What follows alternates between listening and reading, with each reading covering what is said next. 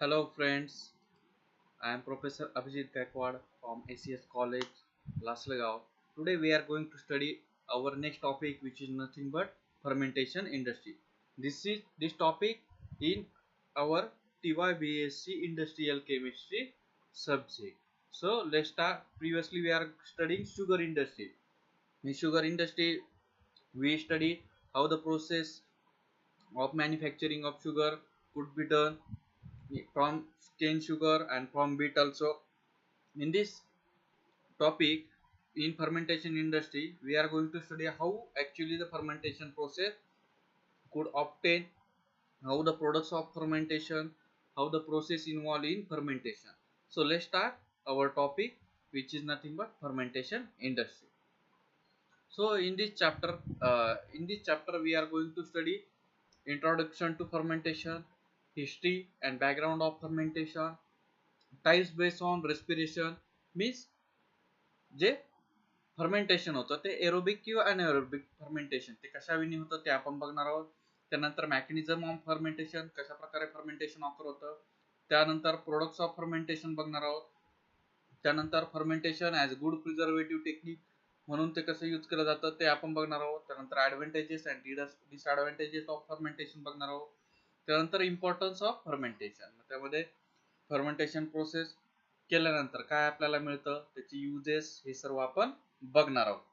So आपण जो topic आहे आपला बी टॉपिक, ए टॉपिक आपला होता शुगर इंडस्ट्रीचा, आता जो बी टॉपिक आहे आपला त्यामध्ये काय फर्मेंटेशन इंडस्ट्री ती आपण बघणार आहोत. चला तर मग आपण फर्मेंटेशन इंडस्ट्री कशा प्रकारे वर्किंग करते ते एकदा बघू. मग बघा, इंट्रोडक्शन टू फर्मेंटेशन, यामध्ये बघा फर्मेंटेशन कसं होतं, कोणत्या वेळी होतं ते सांगितलेलं आहे. Fermentation is a metabolic process that converts sugar to acid, gases or alcohol. It occurs in yeast and bacteria and also in oxygen stable muscle cells as in the case of lactic acid fermentation. Fermentation is a chemical process by which molecules such as glucose are broken down anaerobically.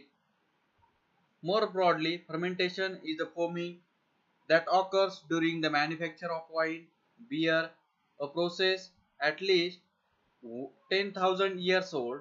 The fruiting results from the evolution of carbon dioxide gas. Through this was not recognized until the 17th century. French chemist and the microbiologist Louis Pasteur in 19th century used the term fermentation in a narrow sense describe the the changes brought about by the yeast and other microorganisms growing in the absence of air, which is called as anaerobically. He also recognized that ethyl alcohol and carbon dioxide are not the only products of fermentation. मग बघा fermentation म्हणजे काय, introductory part मध्ये आपण काय बघितलं की जे लार्ज चे मॉलिक्यूल आहे त्यांचं काय केलं जातं, सिंपल मॉलिक्यूल मध्ये ब्रेकडाऊन केलं जातं. सपोज जर ग्लुकोज मॉलिक्यूल असेल तर त्याचं ब्रेकडाऊन करून कशामध्ये केलं जातं, कार्बन डायऑक्साईड असेल, इथेनॉल असेल, त्यामध्ये त्याचं ब्रेकडाऊन केलं जातं. त्याचप्रमाणे जी फर्मेंटेशन प्रोसेस आहे ती एरोबिकली आणि anaerobically means presence of air, हवेच्या प्रेझेन्स मध्ये, ऑक्सिजनच्या प्रेझेन्स मध्ये होते किंवा ऑक्सिजनच्या ऍब्सेन्स मध्ये होते. मग त्यासाठी काय केलं जातं, डिफरंट मायक्रो ऑर्गॅनिझम यूज केले जातात. त्यामध्ये ईस्ट येतात. आता फर्मेंटेशन सिंपल एक्झाम्पल कुठलं, ज्यावेळेस आपण दुधापासून दही बनवतो त्यावेळेस काय केलं जातं, आपण त्यामध्ये लेमन जे असतं, लेमन मध्ये आपलं लॅक्टिक ऍसिड असतं, मग ते ज्यावेळेस आपण त्यामध्ये टाकतो मग काय होतं, एक प्रकारचं घट्ट पदार्थ आपल्याला तयार होतो कालांतराने. मग तिथे जी प्रोसेस ऑप्टेन होते तिलाच काय म्हटलं जातं, फर्मेंटेशन. काय होत आहे, जे लार्जर मॉलिक्यूल जे असतात ते कॉम्प्लेक्स मॉलिक्यूल कशामध्ये, स्मॉलर मॉलिक्यूल मध्ये तिथे ब्रेकडाऊन व्हायला सुरुवात होते. मग अशा प्रकारे काय मायक्रो ऑर्गॅनिझम यूज करून आपण काय करतो, जो कॉम्प्लेक्स मॉलिक्यूल आहे ते स्मॉलर मॉलिक्यूल मध्ये त्याचं कन्वर्जन करतो, त्यालाच काय म्हटलं जातं, फर्मेंटेशन प्रोसेस हे म्हटलं जातं. दुधाचं एक्झाम्पल जर घेतलं तर ते सिंपल एक्झाम्पल आहे, जेणेकरून ते आपल्याला इझिली अंडरस्टँड होईल. त्याचप्रमाणे फर्मेंटेशन इंडस्ट्रीचं अजून एक कुठलं एक्झाम्पल आहे की प्रोडक्शन ऑफ वाईन.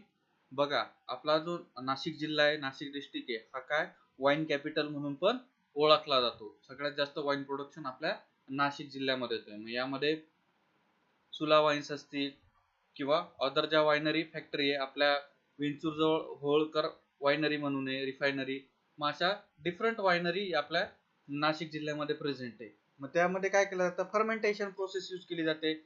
मग ते फर्मेंटेशन प्रोसेस मध्ये काय स्टेप बाय स्टेप आपण सर्व पुढे बघणार आहोत. काय केलं जातं, शेतातनं ग्रेप्स हार्वेस्ट केले जातात, मग त्याची क्लिनिंग केली जाते, त्यानंतर त्याची काय चॉपिंग केली जाते, मीन्स त्याला क्रश केलं जातं, त्यापासून ज्यूस एक्स्ट्रॅक्ट केला जातो. मग त्यामध्ये काय केलं जातं, जे मायक्रो ऑर्गॅनिझम आहे, ईस्ट वगैरे, ते त्यामध्ये टाकलं जातं. तिथे फर्मेंटेशन टँक मध्ये त्यांना पुट आउट केलं जातं. मग फर्मेंटेशन झाल्यानंतर त्यापासून अल्कोहोल हे सेपरेट आउट केलं जातं. टोटल प्रोसेसला काय म्हटलं जातं, फर्मेंटेशन प्रोसेस हे म्हटलं जातं. हे सर्व पॉइंट आपण वन बाय वन बघणार आहोत. बघा त्यानंतर definition of fermentation. Fermentation is a chemical transformation of organic substances into the simpler compounds by the action of enzymes, complex organic catalysts, which are produced by the microorganisms such as molds, yeast or bacteria. बघा fermentation process आधी सांगितल्याप्रमाणे यामध्ये काय होतं, organic substance जे आहे ते काय केलं जातं, सिम्पलर कंपाऊंड मध्ये, म्हणजे कॉम्प्लेक्स जे ऑर्गॅनिक मॉलिक्युल्स जे असतात ते काय केलं जातं, सिम्पलर कंपाऊंड्स मध्ये त्यांचं कन्व्हर्जन केलं जातं by the action of enzyme. एन्झाईमच्या त्याचप्रमाणे कॉम्प्लेक्स ऑर्गॅनिक कॅटलिस्ट यूज करून काय केलं जातं, ते कन्व्हर्जन केलं जातं. मग जे मायक्रो ऑर्गॅनिझम असतात त्यामध्ये मोल्ड्स येतात, ईस्ट येतात और बॅक्टेरिया येतात. Enzyme acts by the hydrolysis, a process of breaking down or pre-digesting complex organic molecule to form a smaller and, in the case of foods, more easily digestible compounds and nutrients. मग काय केलं जातं, micro organism use करून काय केलं जातं, तिथे enzymes किंवा मायक्रो ऑर्गॅनिझम किंवा बॅक्टेरिया यूज करून काय केलं जातं, जे कॉम्प्लेक्स प्रोडक्ट आहे ऑर्गॅनिक प्रोडक्ट त्यांचं काय केलं जातं, हायड्रोलिसिस केलं जातं किंवा ब्रेकडाऊन केलं जातं आणि त्या अशा प्रकारे कन्वर्ट केलं जातं की ते इझिली डायजेस्टेबल असतील किंवा ऍज अ फूड म्हणून ते इझिली युजफुल होतील, त्याच्या न्यूट्री व्हॅल्यू काय होतील, इन्क्रीज होतील किंवा ऍज इट इज राहतील. अशा प्रकारे काय केलं जातं, जे कॉम्प्लेक्स मॉलिक्युल आहे त्यांचं ब्रेकडाऊन हे केलं जातं. देन नेक्स्ट बघा काय, शुगर इंडस्ट्रीचं जे बाय प्रोडक्ट आहे बघा काय होतं, आपल्याला बॅगेजेस मिळतात, त्याप्रमाणे मोलेसेस मिळतात, नंतर थर्ड जे बाय प्रोडक्ट होतं की फर्नेस. मग जे मोलॅसेस जे असतं शुगर इंडस्ट्री मधले, मग ते काय, त्यामध्ये ईस्ट मिक्स केल्यावर त्यापासून आपल्याला काय मिळतं, अल्कोहोल अँड CO2 तिथे बाहेर पडतो. मग ही जी प्रोसेस होते काय, मायक्रो ऑर्गॅनिझमच्या प्रेझेन्स मध्ये बघा ईस्ट यूज केला जातो.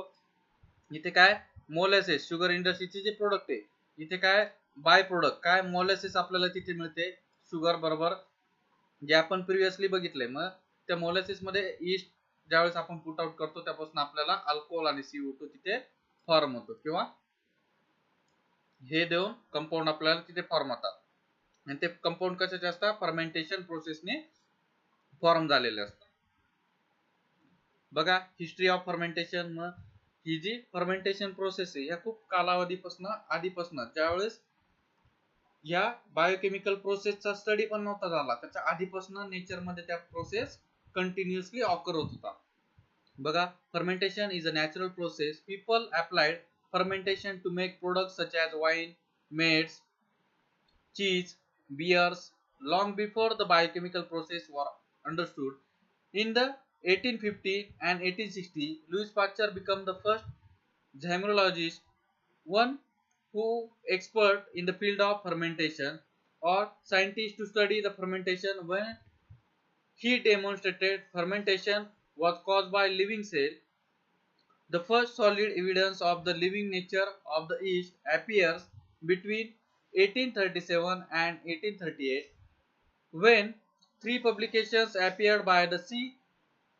Cagnard, Datal or T. Swavan and F. Cotrine, each of whom independently concluded as a result of microscopic investigation that yeast was a living organism that reproduced by the budding. The word yeast, it should be noted, trace its origins back to the Sanskrit word meaning boiling. बघा संस्कृत पासूनच हा शब्द आलेला आहे boiling. It was perhaps because wine, beer and bread were each basic foods in Europe that most of the early studies on fermentation were done on yeast. with which they were made. Soon bacteria were also discovered. The term was first used in English in the late 1840s, but it did not come into the general use until 1870s, and then largely in the connection with the new germ theory of disease.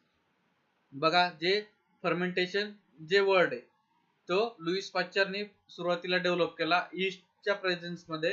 काय त्यांनी असं prediction केलं की ज्या east मध्ये ज्या cells जे असतात त्या काय असतात, लिव्हिंग सेल असतात, आणि त्यापासूनच काय केलं जातं, फर्मेंटेशन प्रोसेस ही यूज केली जाते. त्यावरती काय केला, बाकीचे जे सायंटिस्ट आहे त्यांनी पण स्टडी केला आणि ते त्याची जी थेअरी ती काय केली, अप्रूव्ह केली. लुईस पाश्चरने काय केली होती, पेनिसिलिनची जी लस आहे ती डिस्कवर केली होती, हे लक्षात घ्यायचं आहे.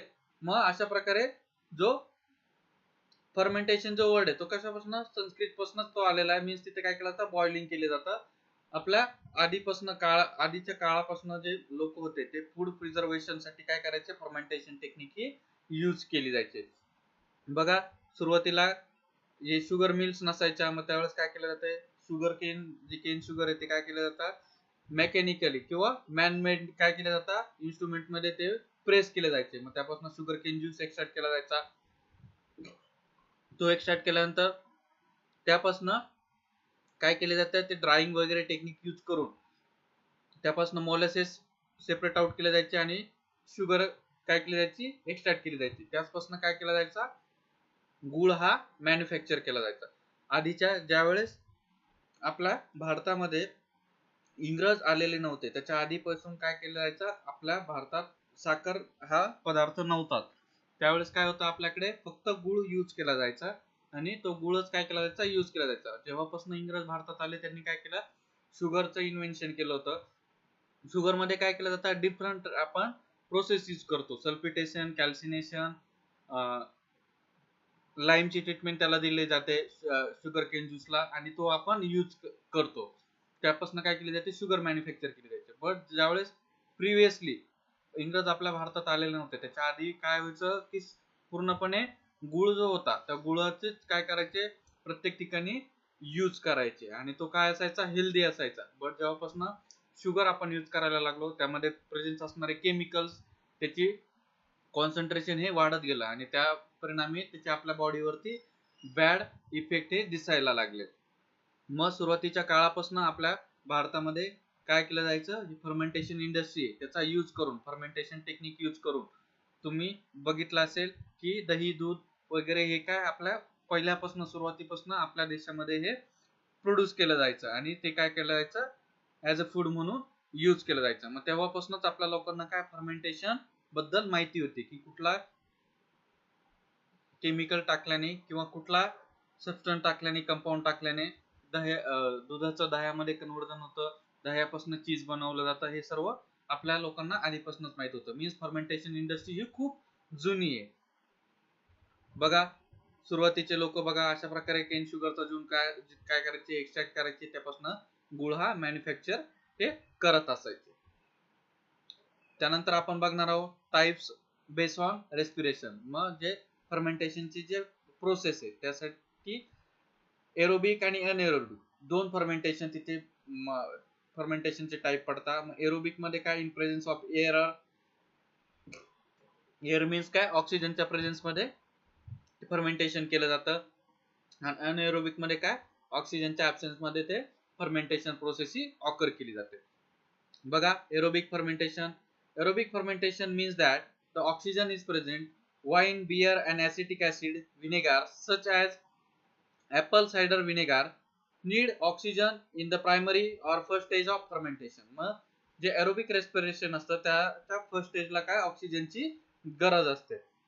When creating acetic vinegar, for example, exposing the surface of vinegar to the much oxygen as possible creates a healthy flavourful vinegar with the correct pH.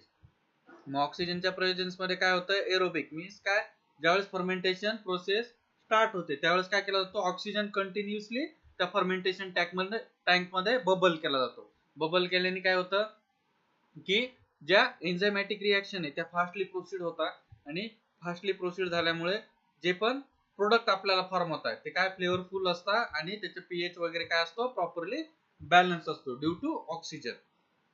बघा त्यानंतर अनएरोबिक मेटाबॉलिझम. बघा सुरुवातीला काय बघितलं आपण, aerobic fermentation in the presence of oxygen. Anaerobic fermentation बघा त्याचं मोठं मेटाबॉलिझम. बघा ईस्ट घेतलाय, सिस्टॉल घेतलाय, ग्लुकोज मॉलिक्यूल आहे C6H12O6. मग इथे काय ग्लायकोलिसिस प्रोसेस होते, 2 ADP चं कन्वर्जन 2 ATP मध्ये होतंय, तिथे एनर्जी रिलीज होते. मग तिथे काय कन्वर्जन, पायरुलिक ऍसिड तिथे फॉर्म होतंय. मग इथे काय होतंय, डिकार्बोक्सिलेशन, CO2 ग्रुप काय होतोय बाहेर पडतोय. मग तिथे ऍसिटाल्डिहाइड फॉर्म होतंय. पुन्हा काय अल्कोहोल डिहायड्रोजिनेज NADH आणि NAD चं कन्वर्जन कसं होतं, NAD मध्ये होतं. आणि नंतर लास्टला आपल्याला काय म्हणतं, प्रोडक्शन ऑफ इथेनॉल. बघा जो कॉम्प्लेक्स मॉलिक्यूल आहे, कॉम्प्लेक्स ग्लुकोज मॉलिक्यूलचं कन्वर्जन कशामध्ये झालंय, सिम्पलर इथेनॉल मध्ये झालंय बाय युजिंग ईस्ट. ईस्ट काय केलंय आपण इथे यूज केलेला आहे, which is nothing but as a intermediate during the reaction. बघा ओव्हरऑल रिएक्शन दिली आहे, खाली ग्लुकोज आहे त्यामध्ये 2 मॉलिक्युल्स ऑफ ADP, त्याचं कन्वर्जन कशामध्ये 2 मॉलिक्युल्स ऑफ इथेनॉल प्लस आपल्याला कार्बन डायऑक्साइड मिळतोय, ATP एनर्जी रिलीज होते आणि वॉटर मॉलिक्यूल पण तिथे फॉर्म होतोय. त्याचप्रमाणे इथे बघा मसल्स मध्ये ग्लुकोज आहे, ग्लायकोलिसिस होते, पुन्हा पायरुविक ऍसिड फॉर्म होते, लॅक्टिक डिहायड्रोजिनेज आणि त्यापासून लॅक्टिक ऍसिड पुन्हा काय होतंय फॉर्म होतंय. मीन्स इथेनॉल ॲज वेल एज लॅक्टिक ऍसिड कशाचे प्रोडक्ट येतात की अनएरोबिक मेटाबॉलिझम किंवा फर्मेंटेशनचे हे दोन प्रोडक्ट इथे फॉर्म होतात. बघा रिएक्शन कशा वेळी होते ते समजून घ्यायचंय. ग्लुकोजचं कन्वर्जन कशामध्ये होतंय, पायरुविक ऍसिड मध्ये होतंय. ADPचं कन्वर्जन ATP मध्ये होते, एनर्जी रिलीज होते. पुन्हा नेक्स्ट काय डिकार्बोक्सिलेशन रिएक्शन होते. डिकार्बोक्सिलेशन रिएक्शन मध्ये काय CO2 ग्रुप बाहेर पडतोय पायरुविक ऍसिड मधनं. मग तिथे काय अल्डिहाइड फॉर्म होतोय. मग अल्डिहाइडचं पुन्हा काय अल्कोहोल डिहायड्रोजिनेज. NADH चं कन्वर्जन NAD+ मध्ये होतंय आणि त्यापासून काय होतं इथेनॉल प्रोडक्शन होतंय. अशा प्रकारे काय फर्मेंटेशन जी प्रोसेस आहे, कॉम्प्लेक्स मॉलिक्यूलचं कन्वर्जन कशामध्ये होतं, सिम्पलर मॉलिक्यूल मध्ये तिथे हे होत असतं. त्यानंतर नेक्स्ट बघू anaerobic fermentation. Anaerobic fermentation is the method cells used to extract energy from the carbohydrates when the oxygen or other electron acceptor are not available in the surrounding environment. This differentiates it from a anaerobic respiration, which doesn't use oxygen but does use the electron accepting molecule that comes from outside of the cell. The process can follow glycolysis as the next step in the breakdown of glucose and other sugars to produce molecules of adenosine triphosphate, which is nothing but ATP, that create an energy source for the cell. बघा anaerobic respiration मध्ये काय ऑक्सिजनच्या ऍब्सेन्स मध्ये काय केलं जातं, fermentation process ही form होते. मग इथे काय जो ऑक्सिजन जो असतो तो काय करतो, एक प्रकारचा इलेक्ट्रॉन कॅरियर म्हणून तिथे ऍक्ट होत असतो एरोबिक रेस्पिरेशन मध्ये. बट ज्यावेळेस अनएरोबिक रेस्पिरेशन केलं जातं त्यावेळेस काय ऑक्सिजनच्या ऍब्सेन्स मध्ये हे फर्मेंटेशन हे ऑकर होत असतं. मग त्याला जी एनर्जी जी प्रोव्हाइड केली जाते ती outside of the cell, means glycolysis through काय केली जाते, ती एनर्जी प्रोव्हाइड केली जाते. ग्लुकोजचे जे कन्वर्जन आहे ते इथेनॉल मध्ये आउटसाइड एनर्जी यूज करून हे केलं जातं. मग त्यामध्ये आउटसाइड एनर्जी कशापासून मिळते, ॲडेनाइन ट्रायफॉस्फेट पासून ही एनर्जी मिळत असते. त्याला आपण काय म्हणतो ATP ही म्हणत असतो. सिम्पली काय लक्षात घ्यायचंय, एरोबिक रेस्पिरेशन मध्ये जे फर्मेंटेशन ऑकर होतं ते कशाच्या प्रेझेन्स मध्ये होतं की ऑक्सिजनच्या प्रेझेन्स मध्ये. आणि अनएरोबिक फर्मेंटेशन ही प्रोसेस ही कशाच्या ऑक्सिजनच्या ऍब्सेन्स मध्ये ही फॉर्म होत असते किंवा प्रोड्यूस होत असते.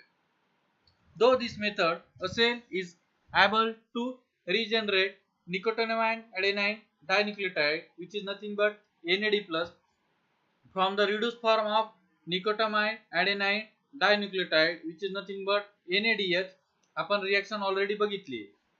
A molecule necessary to continue glycolysis, anaerobic fermentation release on enzyme to add a phosphate group to an individual adenosine triphosphate ADP molecule to produce ATP, which means it is a form of substrate level phosphorylation. This contracts with the oxidative phosphorylation, which use energy from an established proton gradient to produce ATP. Means इथे जे conversion होतंय NAD plus चं conversion NADH मध्ये होतं, reduce होतोय तो, आणि ती जी एनर्जी यूज केली जाते ॲडेनोसाइन ट्रायफॉस्फेटची, ती या टोटल प्रोसेस कशामध्ये होतं, फॉस्फोरायलेशन ज्या रिएक्शन असतात त्यामध्ये या प्रोसेस ऑकर होत असतात आणि एनर्जी काय केली जाते ती यूज केली जाते टू प्रोड्यूस एटीपी च्या फॉर्मेशन साठी ती एनर्जी यूज केली जाते. There are two major types of anaerobic fermentation, ethanol fermentation and lactic acid fermentation. Both restore NAD plus to allow a cell continue generating ATP through the glycolysis. त्यानंतर बघा ethanol fermentation. Ethanol fermentation converts to pyruvates molecule the products of glycolysis, two molecules of ethanol and two molecules of carbon dioxide. The reaction is a two-step process in which pyruvate is converted to acetaldehyde and the carbon dioxide first by the enzyme pyruvate decarboxylase. बघा आपण already reaction बघितली आहे ती कशावेने ADP मॉलिक्यूलचं conversion ATP molecule मध्ये होत आहे, त्यापासून pyruvic acid मिळते, पुन्हा डिकार्बोक्सिलेज रिएक्शन होते, पुन्हा ऍसिटाल्डिहाइड फॉर्म होते, पुन्हा फॉस्फोरायलेशन रिएक्शन होते आणि त्यापासून काय होतंय की अल्कोहोल इथेनॉल आपल्याला ते फॉर्म होतंय. अशा प्रकारचे रिएक्शन आपण या बघितलं ऑलरेडी बघितलंय. Yeast and certain bacteria perform ethanol fermentation where pyruvate form glucose metabolism is broken into ethanol and carbon dioxide. The net chemical equation for the production of ethanol from the glucose is C6H12O6, which is nothing but glucose, gives 2 molecules of ethanol plus 2 molecules of CO2 carbon dioxide. ही काय झाली general reaction झाली production of ethanol from glucose. Ethanol fermentation is used the production of beer, wine and bread. It's worth noting that fermentation in the presence of high level of pectin result in the production of small amounts of methanol, which is toxic when consumed. Ethanol तर आपल्याला त्यात मिळतच आहे, पण त्याचप्रमाणे आपल्याला काय त्यापासून मिथेनॉल पण फॉर्म होत आहे स्मॉल अमाउंट मध्ये. मग मिथेनॉलचं कंझ्युम जर केलं किंवा ते जर ड्रिंक केलं तर ते काय असतं टॉक्सिक असतं. हे सर्व कशापासून आपल्याला मिळतंय, ग्लुकोजचं ज्यावेळेस फर्मेंटेशन होतं कन्वर्जन इथेनॉल मध्ये होतं त्यावेळेस आपल्याला हे प्रोडक्ट फॉर्म होत आहे फर्मेंटेशनचे. बघा alcoholic fermentation occur in yeast कशा प्रकारे होतं, ग्लुकोज मॉलिक्यूल आहे 2 एडीपी मॉलिक्यूलचं कन्वर्जन कशामध्ये होतं 2 एटीपी मॉलिक्यूल मध्ये होतं आणि एनर्जी जी रिलीज होते 2 NAD प्लस 2 NADH कशामध्ये पायरुवेट मध्ये कन्वर्जन होतं, पायरुवेटचं कन्वर्जन ऍसिटाल्डिहाइड मध्ये होतं, CO2 मॉलिक्यूल बाहेर पडतो आणि त्याचं कन्वर्जन कशामध्ये होतं इथेनॉल मध्ये हे होत असतं. This is general reaction of formation of or fermentation of alcohol from yeast. अशा प्रकारे काय होतं फर्मेंटेशन रिएक्शन ही ऑकर होते. This is nothing but anaerobic fermentation. बघा ग्लुकोज मॉलिक्यूल आहे 2 मॉलिक्यूल ऑफ एडीपी आणि 2 मॉलिक्यूल ऑफ त्यापासून एटीपी चे फॉर्म होत आहे इन प्रेझेन्स ऑफ ईस्ट. मग काय होतंय त्यापासून 2 मॉलिक्यूल्स ऑफ पायरुवेट तिथे फॉर्म होत आहे. पायरुवेटचं कन्वर्जन कशामध्ये होतंय 2 मोल्स ऑफ ऍसिटाल्डिहाइड डिकार्बोक्सिलेशन रिएक्शन होते 2 मॉलिक्यूल CO2 चे बाहेर पडत आहे आणि त्याच वेळेस काय होते सायमल्टेनियसली NADH चं कन्वर्जन कशामध्ये होतंय NAD प्लस रिडक्शन होतंय इलेक्ट्रॉन ट्रान्समिशन होतंय आणि काय होतंय त्याचं कन्वर्जन इथेनॉल मध्ये हे होतंय. अशा प्रकारे रिएक्शन ही ऑकर होत असते. देन नेक्स्ट पॉइंट बघू इथेनॉल फ्रॉम मोलेसेस. इथेनॉल बघा जे शुगर इंडस्ट्रीचं बाय प्रोडक्ट आहे त्यापासून काय केलं जातं ते प्रिपेअर केलं जातं किंवा मॅन्युफॅक्चर केलं जातं मोलेसेस पासून. India is the second largest producer of the world to convert molasses into the alcohol. कारण इंडियामध्ये सर्वात जास्त शुगर मिल्स आहे त्यामुळे जे शुगर केन पासून काय केलं जातं मोलेसेस जे असतं त्या मोलेसेस पासून अल्कोहोल प्रिपरेशन मध्ये इंडियाचा सेकंड नंबर लागतो. Ethanol has become one of the important products as an alternative feedstock for a large number of organic chemicals and fuels. It can be prepared by the fermentation of molasses. Typical reaction as follow. बघा molasses C6H12O6 त्याचं conversion कशामध्ये होत आहे, ethanol मध्ये होतं. त्याचप्रमाणे आपल्याला glucose plus fructose तिथे फॉर्म होत आहे. इथेनॉल प्लस आपल्याला काय मिळतं, CO2 इथे फॉर्मेशन होते. बघा इथे इथेनॉल प्लस CO2 आपल्याला तिथे फॉर्म होतोय. कशापासून, मोलॅसेस. जो मोलॅसेस जे असतात शुगर इंडस्ट्रीचं बाय प्रोडक्ट किंवा त्याला आपण काय म्हणतो वेस्ट प्रोडक्ट त्याला आपण म्हणू, ते काय केलं जातं, जे अदर इंडस्ट्री किंवा वाईन इंडस्ट्री त्यामध्ये काय ते स्टार्टिंग प्रोडक्ट म्हणून ते यूज केलं जातं. मग बघा त्यापासून काय फॉर्मेशन होत आहे, जे ग्लुकोज मॉलिक्युल किंवा मोलॅसेस मॉलिक्युल त्याचं ब्रेकडाऊन होत आहे आणि त्यापासून इथेनॉल आणि कार्बन डायऑक्साइड हा फॉर्म होतोय. मग यामध्ये पुन्हा एक रिएक्शन येते, इन्व्हर्ट ऑफ शुगर. मोलॅसेसला काय तिथे इन्व्हर्जन ऑफ शुगर तिथे रिएक्शन ऑकर होते. आपण बघितलं की इन्व्हर्जन ऑफ शुगर केव्हा होते, ज्यावेळेस केन शुगर आपण कट करतो आणि तो जर इझिली आपण शुगर मिल मध्ये पाठवला नाही तर त्यावेळेस शुगर रिव्हर्स व्हायला सुरुवात होते. बघा कशा वेळी होते. Traditionally inversion sugar produced from the sucrose using a mineral acid like H2SO4 and HCl. This method conversion has a low conversion efficiency, about 65 to 70%, high ash content, undesirable product formation, 7 to 8% dark color. Novel technique used in this is invertase enzyme. बघा जे reversing of sugar होतं किंवा sugar invert होते ते कोणत्या enzyme मुळे होतं, इन्व्हर्टेज enzyme मुळे ते होत असतं. मग ते जे इन्व्हर्टेज एन्झाइम आहे त्याचा यूज कशामध्ये केला जातो, बघा in the application of confectionery, bakery product, beverages and pharmaceutical formation. बघा अशा प्रकारे काय केला जातो, अल्कोहोल जे आहे इन्व्हर्टेज एन्झाइम त्याचा यूज काय केला जातो, डिफरंट इंडस्ट्री मध्ये पुन्हा केला जातो. अशा प्रकारे प्रोसेस काय इन्व्हर्ट ऑफ शुगर कशामुळे होते, इन्व्हर्टेज एन्झाइम मुळे होते. एक्झाम मध्ये तुम्हाला क्वेश्चन विचारला जाऊ शकतो की the inversion of sugar or molasses invertase has been occur by dash dash method किंवा डॅश डॅश एन्झाइम. त्यावेळेस कुठलं एन्झाइम तिथे असतं, इन्व्हर्टेज एन्झाइम हे तिथे यूज केलं जातं आणि त्यापासून काय इन्व्हर्टेज शुगर ही यूज तिथे होत असतं मोलॅसेस मध्ये. मग ही टेक्निक काय नवीन टेक्निक तिथे डेव्हलप झालेली आहे. त्यामध्ये काय केलं जातं की इन्व्हर्टेज एन्झाइम काय केलं जातं मोलॅसेस मध्ये पुट आउट केलं जातं आणि त्यापासून जे डिफरंट प्रोडक्टचे अल्कोहोलिक बिहेवियर्स वगैरे असतील किंवा ड्रिंक करण्यास योग्य जे प्रोडक्ट असतात ते काय केले जातात, मॅन्युफॅक्चर केले जातात.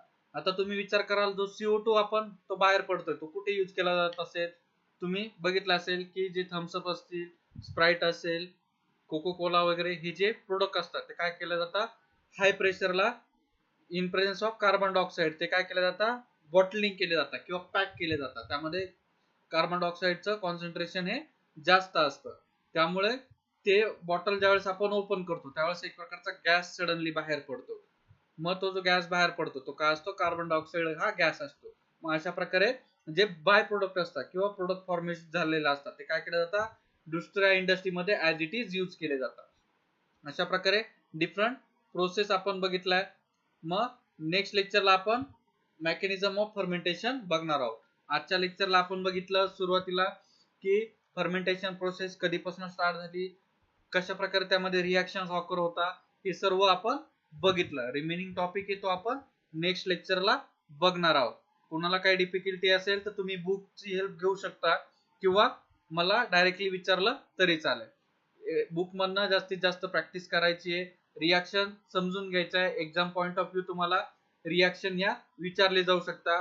How the conversion of sugar किंवा इन्व्हर्ट ऑफ शुगर किंवा फर्मेंटेशन प्रोसेसचे तुम्हाला टाईप विचारले जाऊ शकता, एरोबिक अँड अनएरोबिक त्यावरती क्वेश्चन असू शकतो. त्यामुळे करायचे रिएक्शन ज्या आपण बघितल्या त्या प्रॉपरली स्टडी करायचं आहे. मग आजचं लेक्चर आपण इथे स्टॉप करू, रिमेनिंग टॉपिक आपण नेक्स्ट लेक्चरला बघू. Okay, thank you, good bye.